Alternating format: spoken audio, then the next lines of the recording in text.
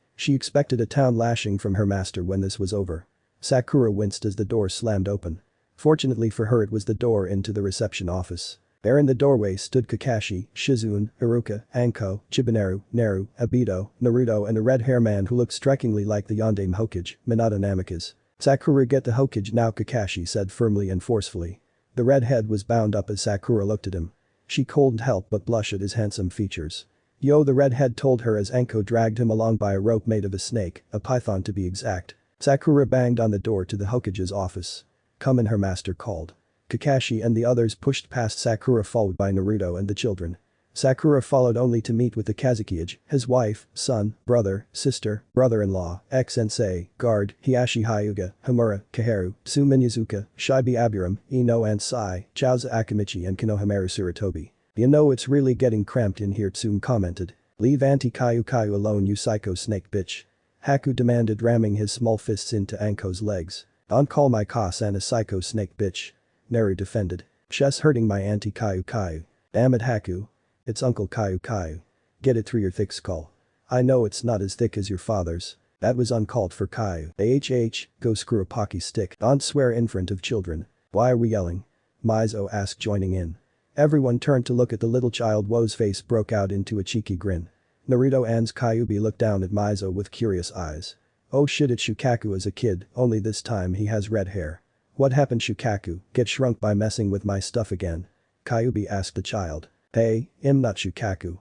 Mizo. Woe's the kid's parents. He thinks has a ramen flavor? Naruto asked around the room. No, my name is Mizo. Who are you? Mizo demanded. Kyubi looked at Naruto and shrugged. Haku looks has some resemblance to me when I was a kid, so it's probably the same with the kid of the Shukaku's Jinchuriki. Probably, Naruto agreed. Tsunade looked at Naruto. Well, she didn't look at Naruto, she kept her head down and her eyes under her forehead. She had not forgotten the look he had given her when he had spat in her face, the look of pure rage and anger. She doubted he would forgive her. But now was not the time. Kakashi, why have you come into my office with this man? She asked. This is no man, Hokage-sama, Kakashi told her. Of course I am. If he isn't a man, then is he a woman? No, a demon. What? This man is the Kyubi no Kitsune. 0000000000000000000000000000000000000000000000000000000000000000000000000000000000000000000000000000000000000000000000000000000000000000000000000000000000000000000000000000000000000000000000000000000000000000000000000000000000000000000000000000000000000000000000000000000000000000000000000000000000000000000000000000000000000000000000000000000000000000000000000000000000000000000000000000000000000000000000000000000000000000000000000000000000000000000000000000000000000000000000000000000000000000000 No wonder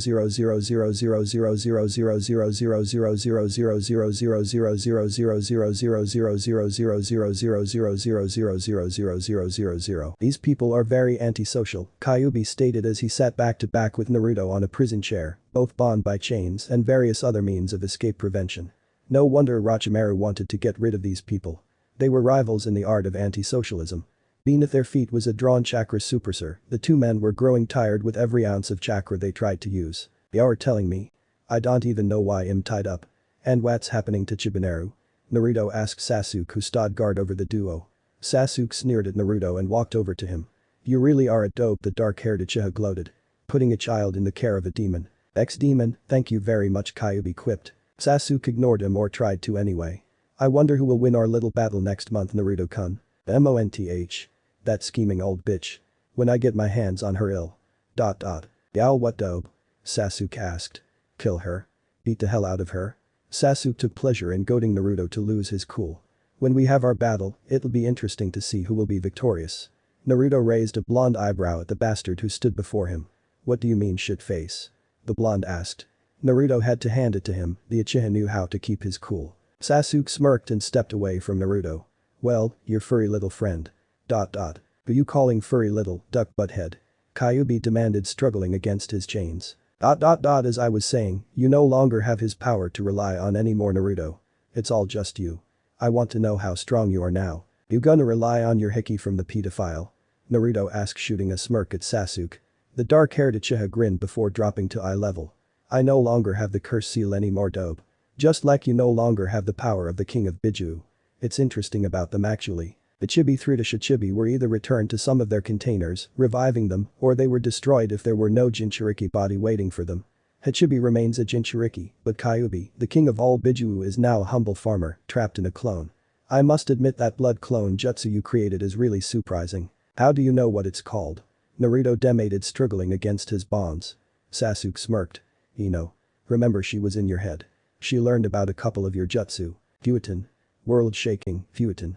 Boom bubble, spiral twister, winds of protection, healing winds, diamond storm, Kahenkyu, fox leaf arrowhead, foxtail inferno, dragon wheel, spirit strike, amethyst wind, rice cord medalla, talisman shield, fox seal, Kasenjeki, Tahaken, Banhitsusen, and the one you used against Chouji, Sasuke said, ticking his fingers as he listed each one. Interesting, Ino was very descriptive of these, but I can't copy them by just listening. And I still don't know the fabled Rasengan. So we'll be having loads of fun at our battle, just don't forget any jutsu. Why did you waste time just listing my jutsu's team? Naruto scowled. Isn't it bad enough I'm in this hellhole you call a home, but you have to be all high and mighty by coming into my personal space and pissing me off. Sasuke turned and threw a smirk at the two. Have fun, the Kazukiya Hokage should be along any minute for you, he said. The door closed and Kyubi screamed. I hate him, I hate him, I hate him, I hate him, I hate him, the redhead cried. He knew all about your jutsus. Kill that Ino girl when you fight her. Make her pay, that damn bitch. Doesn't she know better than to tell the Uchiha? Kid, when you fight him, take out those eyes of his. I forever regret giving my second vessel the Sharingan. It was true. Centuries ago the Kyubi had been trapped in a couple of vessels, giving each one a bloodline limit. Among them were the Sharingan, the Byakugan and the Dead Bone Pulse. Naruto had been his 9th Jinchuriki, having killed all of his other vessels long after they had procreated. He hated them all. The descendants of most of them too. Except for probably the Hyugas and Shibaneru. Naruto growled. If Haku is hurt in any way, I'm going to pull an Itachi on a grand scale, and the village hidden in the leaves will be nothing more than a sentence in an old history book, Naruto exclaimed. Kyubi nodded, suddenly realization dawned on him. Naruto. Why haven't you used Flash Step to get out of here? The redhead asked. Naruto furrowed his brow deeply. He looked right into Kyubi's eyes and said, I've been trying to, but it's like I've suddenly become like Rock Lee. I can't use my chakra. You don't think they've put a seal on you? If they had, then someone has to be maintaining it and something must be hiding it. I can't use any of my jutsu. Not even my chakra control exercises. Walking on water was a flump. I could grasp the tree, my punch isn't strong enough, I don't even want to try walking on air. It's like I haven't even got any chakra. Kyubi scowled. This is bad. Do you think they intend to keep you here and use that seal to cause you to lose your fights, so they'll have you in the palm of their hands? I don't think they put it on Haku. He can use his Kawaii Ton Jutsu and the Hentai Jutsus with no problems. I think they didn't know he could use chakra. The door opened as Naruto finished. He turned to scowl, but came face to face with his old friends and fellow Jinchuriki. Gara of the Sand. Kazukiage of Wind Country's hidden shinobi village, Tsunade no Sato. Next to him stood his clocked guard and Tsunade. At his legs was a child clinging onto his legs. Naruto was given a minute before he got the wind knocked out of him by Shibaneru, who had headbutted his stomach. Tusan. Anti-Kayu, the child cried. What have I told you about calling me that? Haku simply dug his face into his father's stomach. Already Naruto could feel the shirt getting damp from the child's tears. Haku. SHHSSHH, Naruto spoke. He planted his chin on top of Haku's head as if he were hugging the child. He probably would be had he not been tied up. Kyubi rolled his eyes at the scene. Someone please get me a barf bag, he said to the other 4 others in the room. Hey, old hag, you got a barf bag I could use? This mushy stuff is putting me to an early grave. Tsunade's features grew darker and she sneered at the red-headed man. You wish.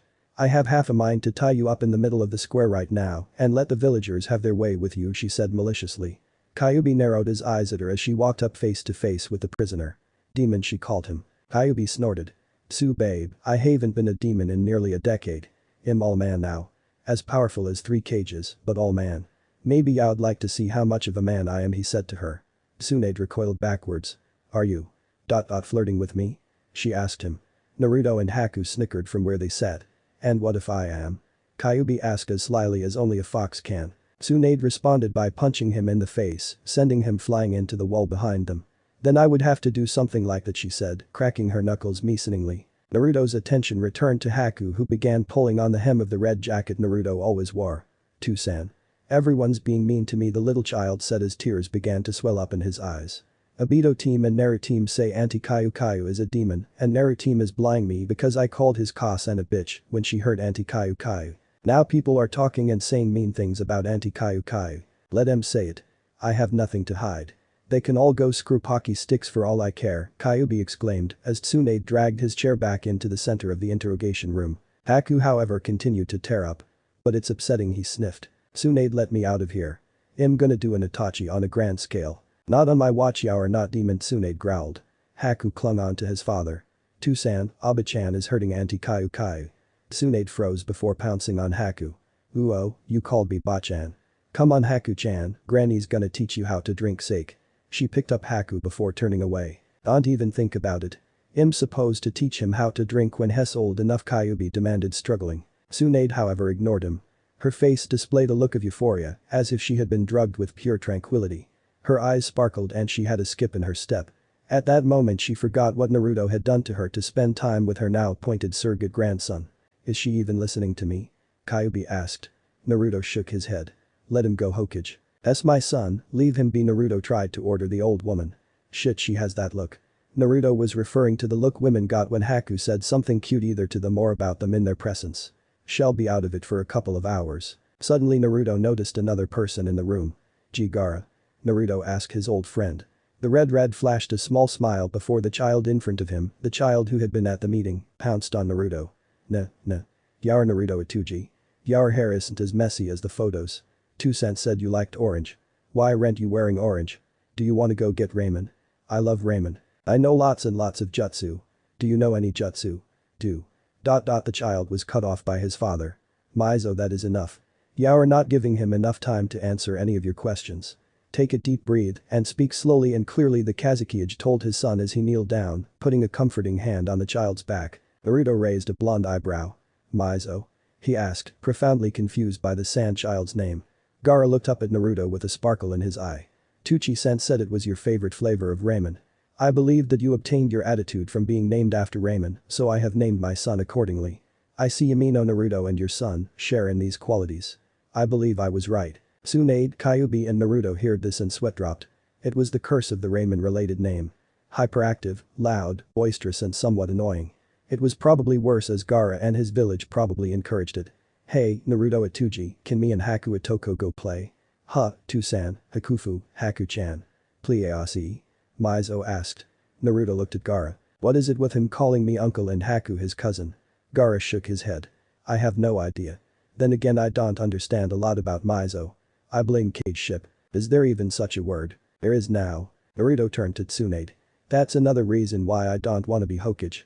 I'd never have any time for just me and Haku. Tsunade growled at him. Listen pest, it's mostly paperwork anyway. Naruto scoffed at her. Tsunade glowered at him. Even after all these years you still haven't figured it out? He asked her. Pitiful. Tsunade, for the moment, forgot about the shamefulness she had been feeling since she had first re-encountered Naruto and retorted into his face. Well, if you're so high and mighty, mind telling me how to solve that problem? She asked. All Naruto replied with was two simple words. Shadow clones. Tsunade smacked her face and began to storm off. But before she could open the door, Naruto called out to her. Hey, all hag. Tsunade hoped that Naruto would give her a smile and say it was good to see her again and to say he missed her. She turned around with a smile on her face. Yes, she asked expectantly. Care to put down Haku-chan? I don't think he can take the mental trauma of people being punched 8 ways from Monday. Tsunade noticed the little boy still in her arms, who incidentally was nearly falling asleep in her girls. She blushed a little red before patting Haku on the back and placing him down on the floor where Mizo grasped onto him. Come on Haku-chan. We gotta go. I know this place near Auntie Tima's place, it sell all these wicked mangas. Here's one about an orange-haired guy who's a Shinigami and another about a magical girl with super cards. The blonde-haired child was dragged out by the red-haired one at breakneck speed. Naruto turned to Gara and gave him a smile. That reminds me of me and you. Only the blonde was happy and the redhead was unsure. Gara nodded before creating a chair out of his sand and sitting on it. Now it is in reverse, the Kazekage noted to his old friend. So, how's Shikaku these days? Still yelling?